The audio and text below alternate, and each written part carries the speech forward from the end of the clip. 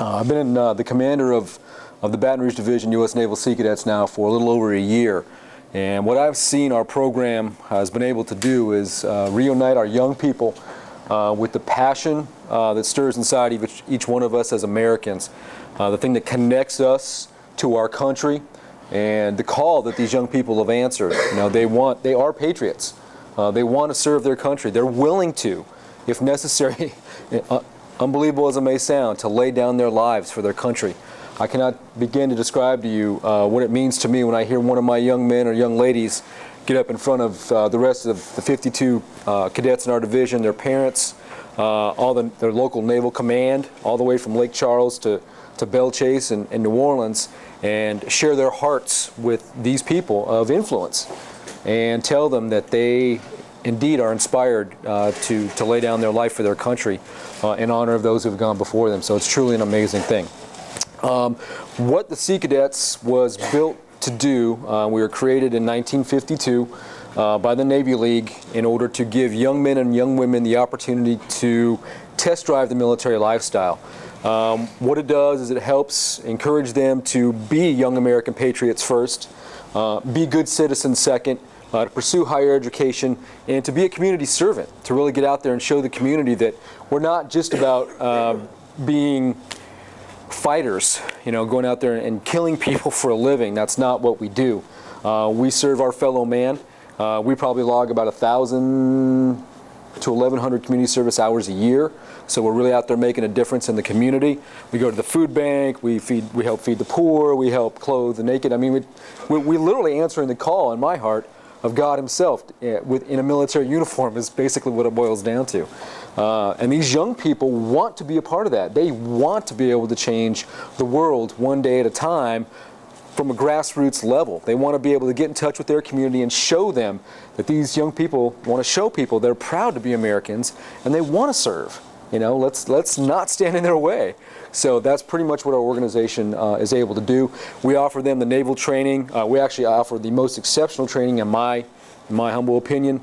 I'm actually an Air Force veteran myself, and I chose to work with this organization because of the exceptional level of training that they provide. They offer each young man or each woman the opportunity to pursue the job career of their choice, whether it's a JAG attorney or a medical professional, say a doctor, or if they want to become a Navy SEAL. If that's the calling God's put in their heart, we can provide that training to them at a very young age to determine whether or not that's what's for them. You know, we want to help put them in the right job, and what that does, it has a whole host of benefits. It helps our government save thousands, if not hundreds of thousands of dollars, because it costs anywhere between $46,000 to $86,000 per person to put a man or a woman through boot camp and then A school, which is their training after boot camp.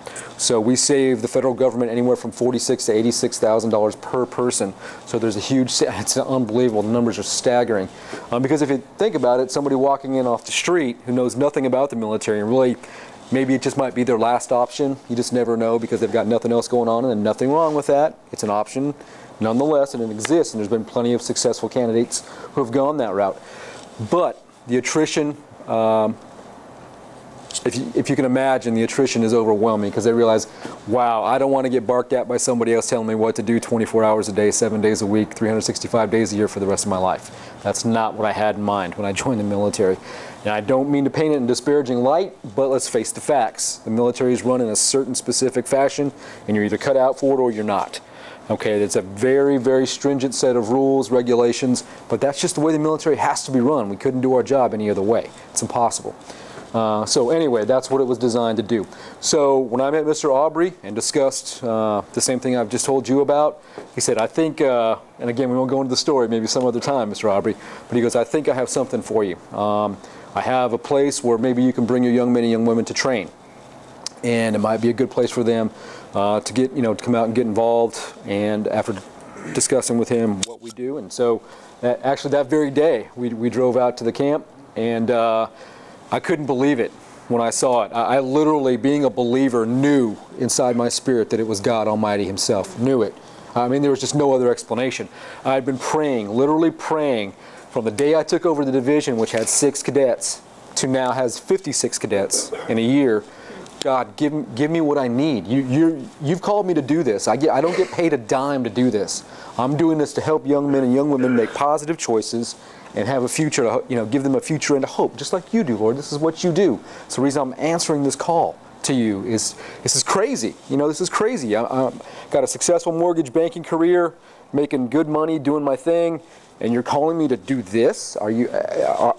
Okay, either I'm crazy or you're crazy. One of us is crazy. Why am I even contemplating this decision in my life? Well, anybody who's ever been given a calling, as you well know, sometimes, well, maybe all the time, that's usually what it boils down to, about as crazy as it gets. How could you possibly ask me to give this up and go this direction? Well, anyway, again, long story short, went out to the camp, knew it was an answer to prayer, knew it was. I just knew it as soon as I got there. Walked on the property and go, oh my God, you literally have created the perfect training grounds for what I do. There's a military obstacle course, a chow hall, 8 barracks, 2 bathhouses right on the Tickfaw River with room for 500 cadets at a time. It's impossible for me to pray for that. I didn't even know what to pray for. All I knew what I was doing, I was praying for something, a place to go to take my cadets to be able to train them. And God, as God will do, He will not only meet your expectations, but blow them out of the water. And that's what He did. And that set in motion a set of circumstances, as if you will, the dominoes went into effect. Next thing you know, the division continues to grow. I receive a $10,000 sponsor, and God sent me, and I know this for a fact, God sent me a young man named Petty Officer First Class Cody Seaman, who Mr. Aubrey's had the pleasure to meet, and Mike has had the pleasure to meet, who was a Navy SEAL team member. And I'm going to tie this into the whole Camp Spehar deal, and then go ahead and take a seat, because I think that's all that needs to be talked about. He was a Navy SEAL team member, SEAL Team 1 and SEAL Team 5. Served his country, seen a lot of action. One of those guys out on the edge. And the reason why we're choosing to name it Camp Spehar is in honor of a young man named Nicholas Spehar. Nicholas Spehar was on the Navy SEAL Team 6, Team 6, who was actually the Navy SEAL team responsible for taking out Osama bin Laden. He was on the team, he was on the mission. Obviously can't talk about the details because I don't know them all, but he was there. He was on the team that did it. A week later, as everyone knows, that same SEAL team was taken out. Okay, we don't know all the details to that, but SEAL Team 6 was completely taken out. They're on board the chopper, and a rocket-propelled grenade went inside the helicopter and blew it up, and everyone on board died, every single one of them. And Nicholas Spehar was one of those SEAL team members who was there and killed. Now, my SEAL, Cody Seaman, knows Nicholas because Cody was actually supposed to be on that chopper. Cody was actually supposed to be there on that mission. And Nicholas was the young man who took his place. And so, to be able to come to this place and have God, to me, answer our prayers as a division, and have the opportunity to honor this young man who gave his life for each and every single one of us, whether we ever had the opportunity to meet him or not. He was willing to put his life in a position to make sure that whoever our enemies were and are know what they're dealing with. That we have men, we still have men out there today who are willing to give their life. And when I meet one of my young people who is willing to do the same thing, there is nothing I won't do unless it's illegal or immoral to make sure that they have the right training opportunity. And this is an answer to prayer. And I believe, honestly believe with all my heart and soul, that God made this available. And so in honor of Nicholas Spehar, that's what we're going to do, is we're going to name the camp after him.